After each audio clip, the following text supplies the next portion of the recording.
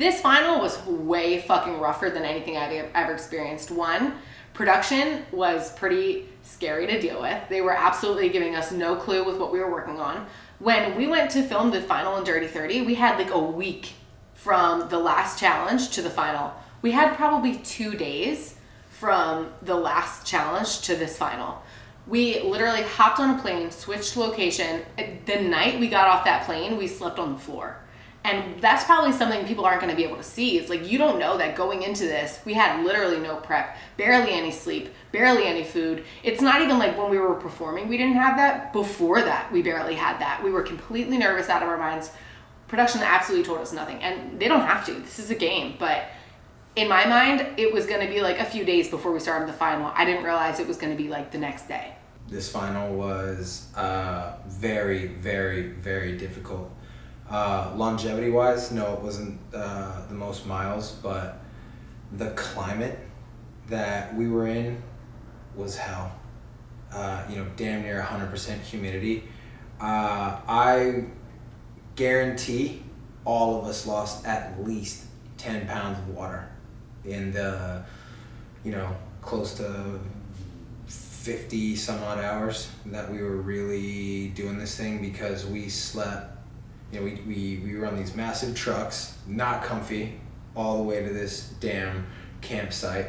Sleep on the floor all night. I'm sorry, tents don't come with air conditioners, so it was hot as fuck. And very rough sleeping. It was literally just a sleeping bag on the ground.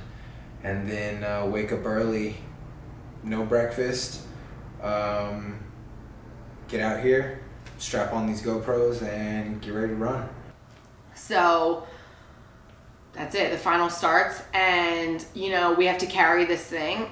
The most impressive thing to me during carrying this I don't know what the fuck the name was. Carrying this fucking raft. The most impressive thing to me was how every single one of the guys on our teams, they carried it for the straight 16 miles. The guys on the other teams, they were dropping like flies. Like, they couldn't carry it. It was too heavy. They didn't have the endurance. They didn't have enough water. Whatever the excuse was, CT, Rogan, and Jordan carried it for 16 straight miles.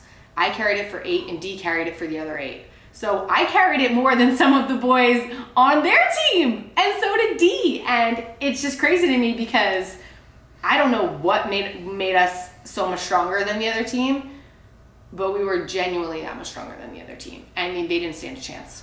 Once we got that thing on our back, we were gone. We were maybe an hour and a half ahead of them, and they couldn't even see us. From then on, you're in it, and there's no breaks for food. They set up water jugs, I think they had it like every 2 miles or so. So it was a 4-mile course, and 2 different places. I think like the opposite ends of the circle, or the track that we were on, had water. So fill up accordingly, and that's up to you if you want to take the time to stop and fill up your water.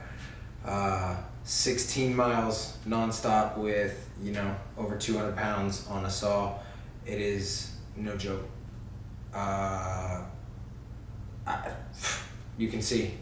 The Team UK came in 2 players down to the US. Granted, they had to carry a little bit more weight. We had no breaks as the guys. That was our strategy going in. We're not going to get any breaks. All 3 guys have to stay on at all times. We'll let the girls switch out every 4 miles.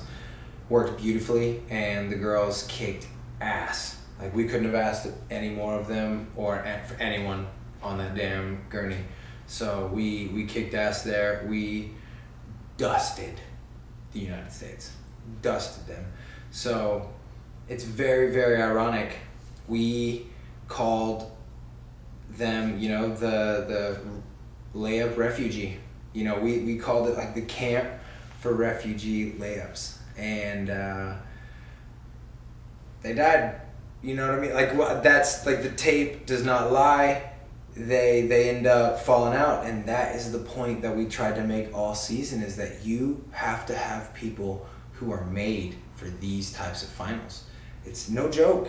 I mean, you guys saw what Turbo and all those people went through the year before. Did you think it was gonna be like a birthday party? Like what did we what you thought it was just gonna be like a Spartan race? Yeah, right. They have to follow that up, and the fact that we, as a team, the United States couldn't objectively keep that in mind and know that we're gonna need the best runners and performers possible when we get there. And sure as shit, you did. And it cost the United States about an hour and a half in the first 16 miles. We absolutely put it on them. And that just goes to show we wanted it. There was one puzzle we timed out on. It was a 30-minute puzzle. We timed out for 30 minutes. We still didn't see the other team. We're like, bro, it's been 30 minutes. They're nowhere near us. We're 30 minutes in front of them. That's how far behind they were. But we just kept treading. And then, we've completely swamped them. They're like, all right, guys, go run to that boat. I saw a banana on my way to the boat. You're definitely not going to see that either. I ate the shit out of that banana. I was so hungry at that point in time. I'm like, I'm so thankful I found a banana. So I ate the shit out of that banana. I finally had a little bit of food in my system.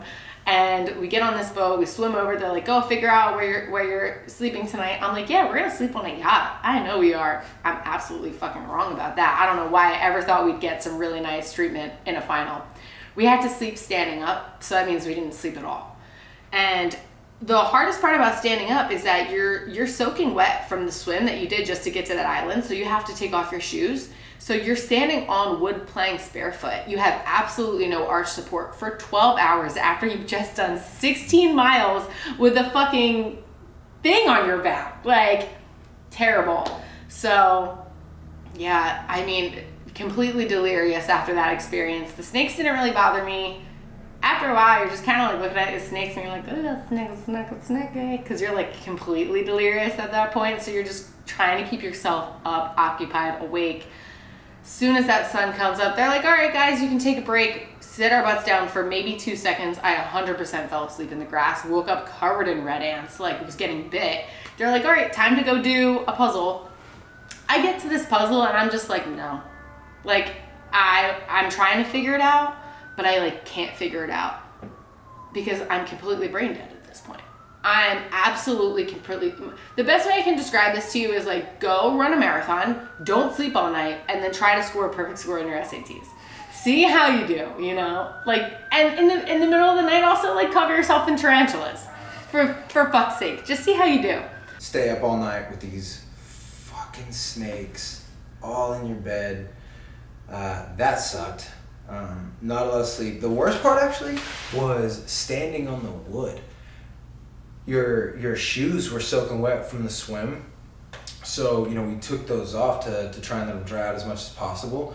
And you're standing barefoot. We stood there for 14 hours overnight. From we got there, the UK, and imagine we get there an hour before the US, so we have to stand there. We're standing there on this hard ass wood surface barefoot longer, and every little thing counts when you're into finals like this, because you don't know how close you are to being the one that cramps up or exhaustion hits. You never know. I mean, these guys are athletes. Paulie's a stud. He was a professional soccer player in the MLS.